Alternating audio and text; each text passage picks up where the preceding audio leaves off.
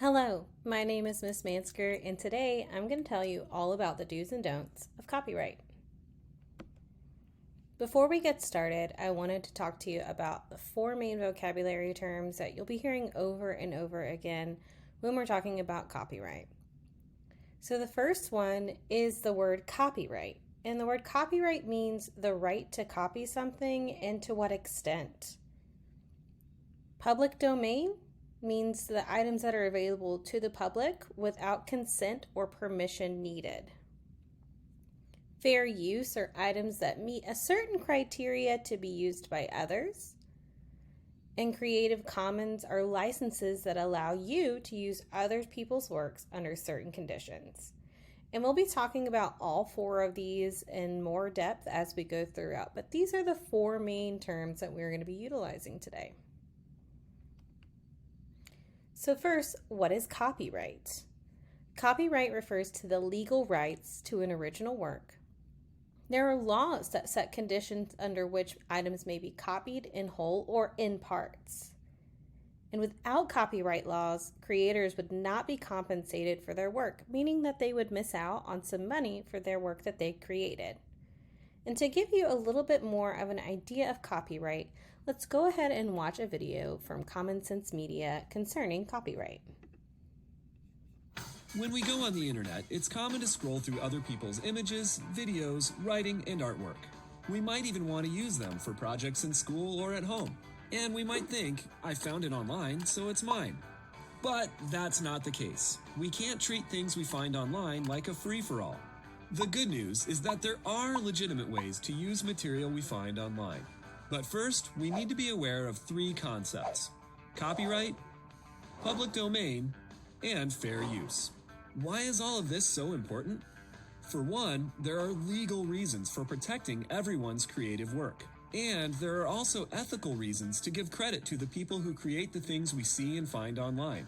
Let's start with the legal reasons why we should think twice before copying and using someone's work. The first is copyright. Copyright is a legal protection that creators have over the things they create. Copyright requires people to get permission before they copy, paste, alter, or share what someone else has made. Most things that we find, download, and copy and paste from the internet are copyrighted. This means that the people who created them own the content and have a say in how they're used. But that doesn't mean that everything on the internet can't be used. Some creators indicate that their content is okay to be used by others, and other content might fall under what's called public domain. Let's look at what public domain means. When we search for content that's in the public domain, it means these creative works are not copyrighted and are free to use without permission by anyone, however they want. According to U.S. law, some content becomes available as public domain after a certain number of years have passed since its creation. There are also specific images and documents published by the government that are considered public domain. So, when in doubt, search public domain to find a ton of things that are totally free to use.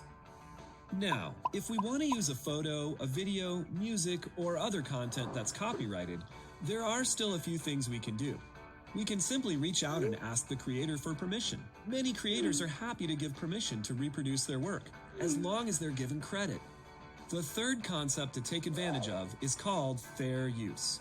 Fair use allows us to use copyrighted work without permission, but only in certain ways and in specific situations. These conditions involve four areas to consider: amount, purpose, nature, and effect.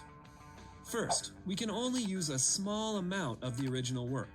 This means someone can't copy the whole copyrighted song in their dance video, but they can use a short clip of it. Second, there has to be a new purpose in the project, meaning that we transform the original work into something new and different. Next, it's easier to claim fair use if the nature of the original work is non-fiction or based in fact, rather than creative or fictional.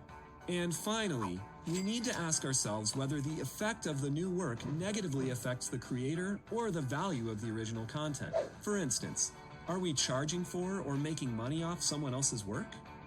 Claiming fair use is determined on a case-by-case basis, but it's more likely acceptable if it's 1, for schoolwork and education, 2, for criticizing or commenting on something, 3 for news reporting, or 4 for comedy or as a parody of something. We can think of fair use kind of like a square and ask ourselves, is it fair and square? So that's the legal stuff. But let's not forget the ethical considerations when using content found online. Think about it. If you created something original and put it online, wouldn't you want others to give you credit for your work? What if they changed it or made money off it and no one knew you were the original creator? That's just not right. So remember, when we go online in search of things to use, keep these 3 concepts in mind: copyright, public domain, and fair use. We're all creative thinkers and creators, and it's always important to give credit where credit is due. All right. So with that in mind, let's hop right into our next slide. So why should we worry about copyright? The use of technology has made it so much easier to access and copy other people's work. I mean, think of all of the times that you're scrolling through TikTok and you see the amount of songs that are used in the background to either people just saying what they're thinking, explaining a story, makeup tutorials, or even doing, their fun dances. Technology has made it so easy to access and copy other people's work, but what we have to remember is that all material found on the internet is in fact copyrighted unless it is specifically stated otherwise.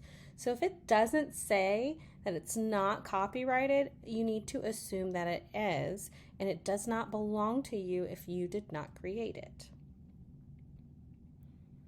You have a legal and ethical responsibility to use all materials in a professional manner. This is especially so when you are at school. When you are creating something new, like a presentation or any other sort of multimedia project, maybe you're filming yourself on Flipgrid, remember that anything that you use that wasn't yours to begin with, that you didn't just create on your own, is legally, you are a professional person, and legally you are responsible to make sure that you credit who you received these items from to make your own creation.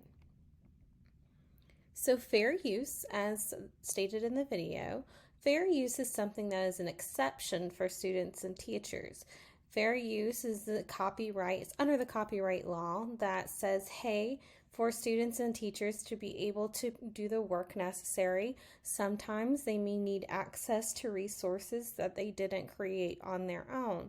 But remember the qualifications for fair use, that square that we saw, because most of the time when it's fair use, it means that we are having small portions of the work that can be copied when properly cited. So instead of utilizing that whole song, you're only going to use a snippet. Or instead of utilizing that whole video, we're only going to use a short clip. So again, here are the basic criteria for determining that fair use. And you can see again the 4 colors representing the 4 sides of those square. So we have to remember the purpose of the use. And for most times, if it's not educational, you really shouldn't be using it at school. School is for educational purpose. So if you're not using it for educational purposes, it's not appropriate to use. What is the nature of your work? How are you utilizing this particular creation to augment your work or to help your work? Or what is the purpose of including it? So the amount of work being copied, are you utilizing the whole piece and nothing else? Are you utilizing a small portion of it to, again, assist in your work to show that you know whatever it is the objective for your class is that day?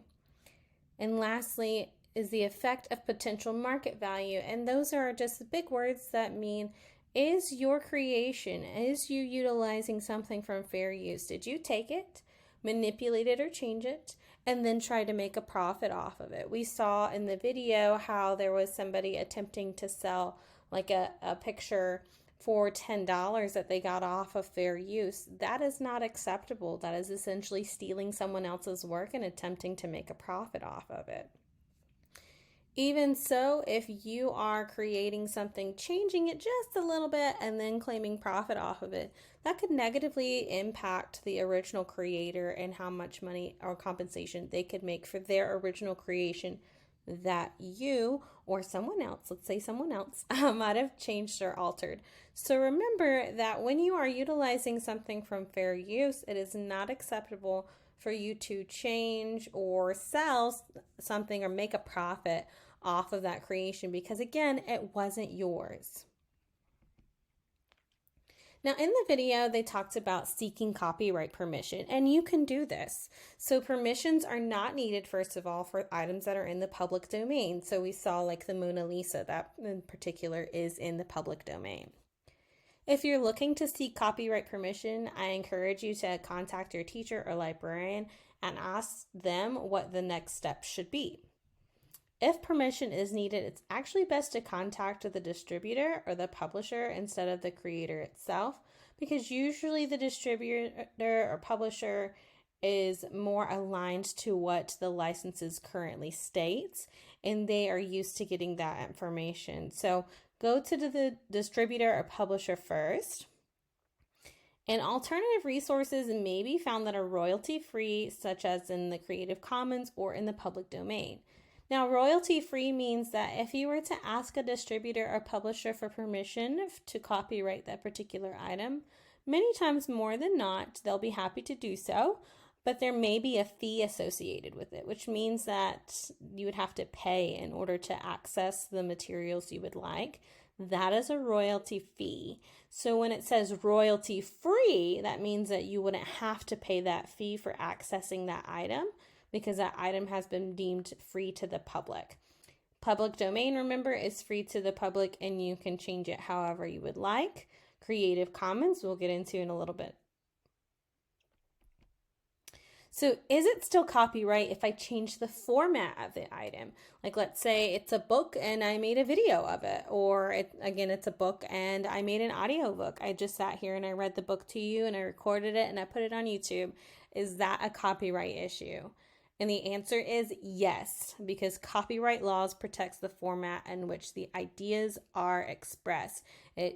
Copyright law protects the ideas that are expressed. So even if you change it in this digital age, because I know that y'all are good at that, that does not mean that it is okay to do that. Because again, you didn't create that original work, so it is not fair for you to claim the rights to that.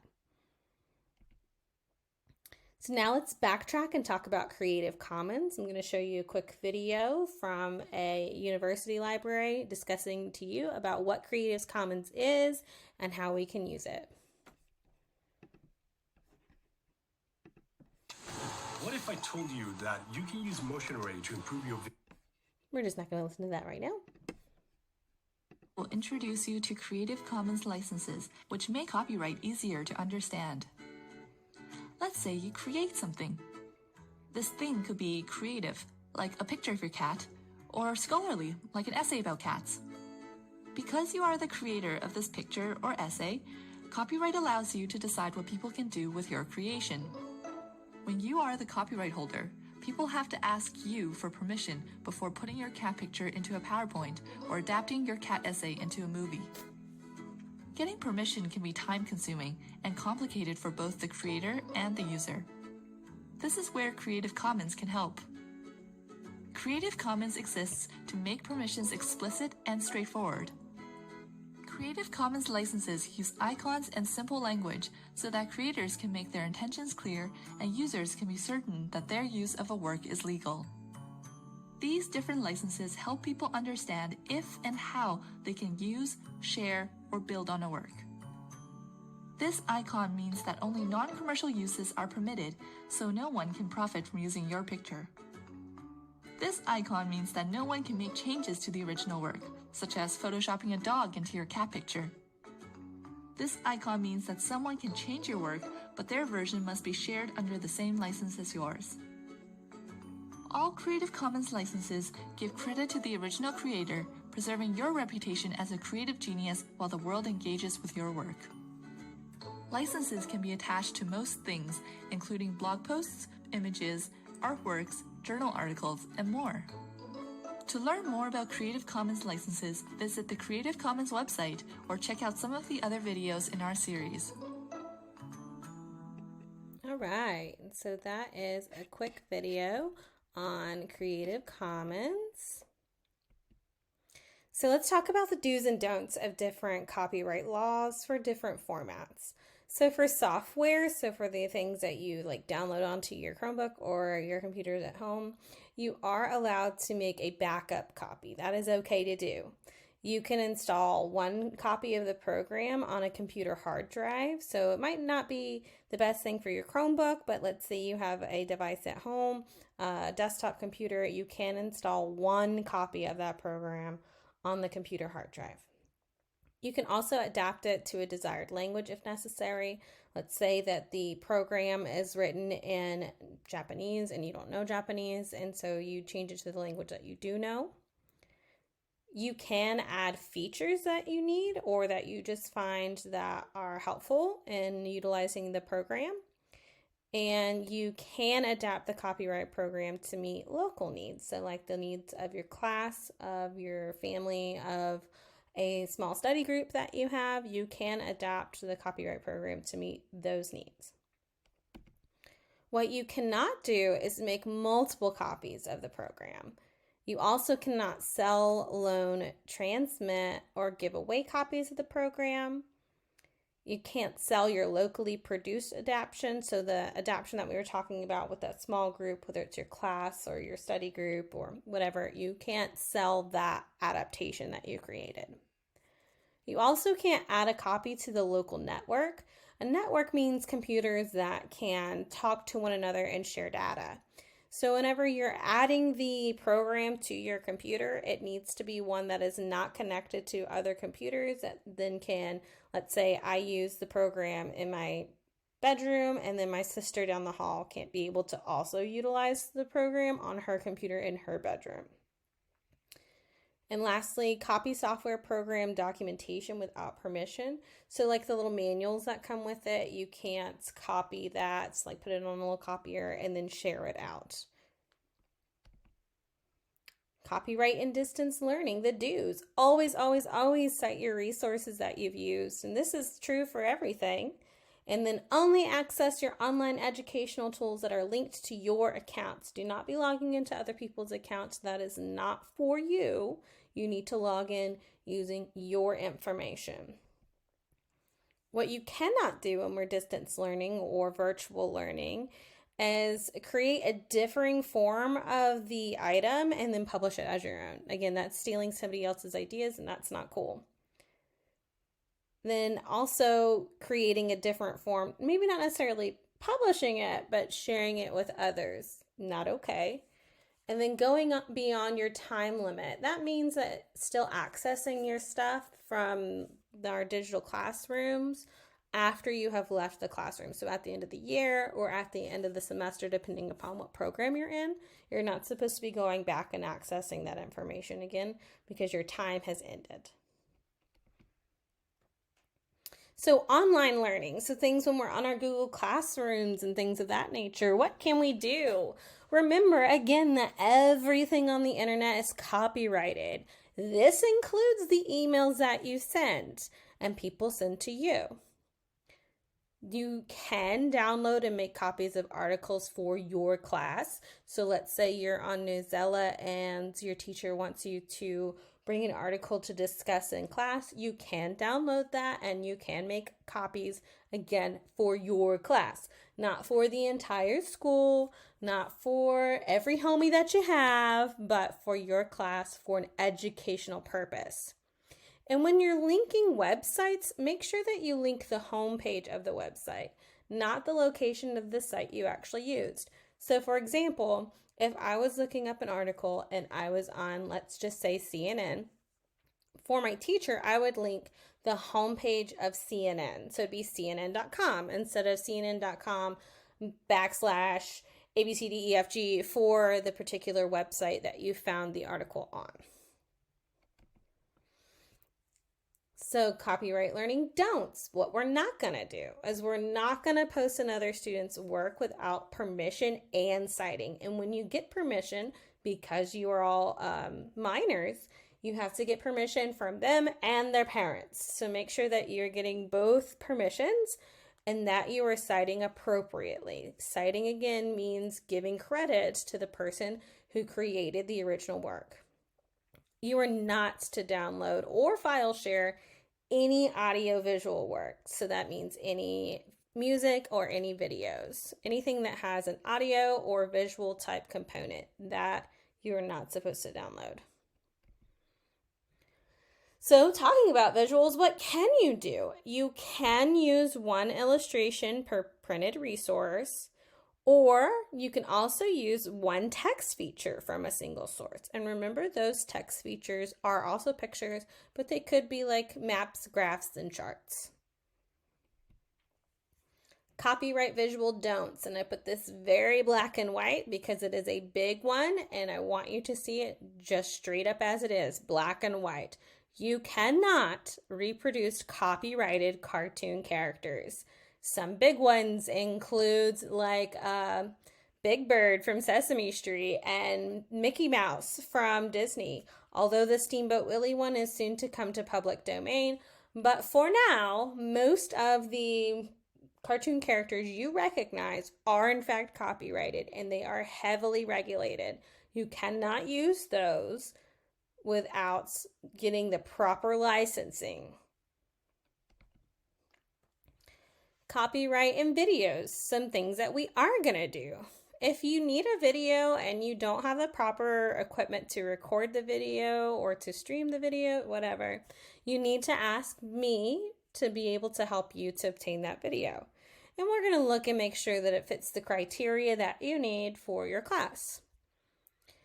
If you are going to have a recorded broadcast, you can only keep it for 45 days, and then you have to delete it. And this is very particular, 45 days. Keep this in mind when it comes to videos.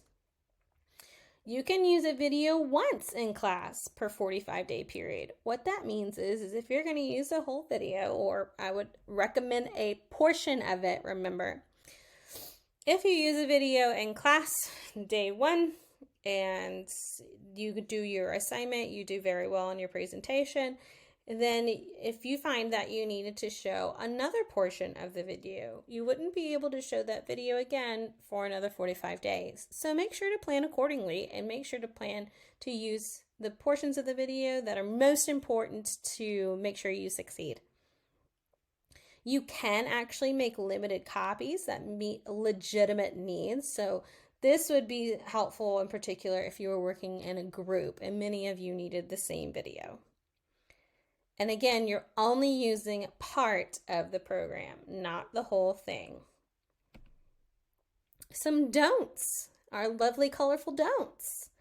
You're not going to record premium cable services, and if you're not sure what that is, you need to ask me anyways.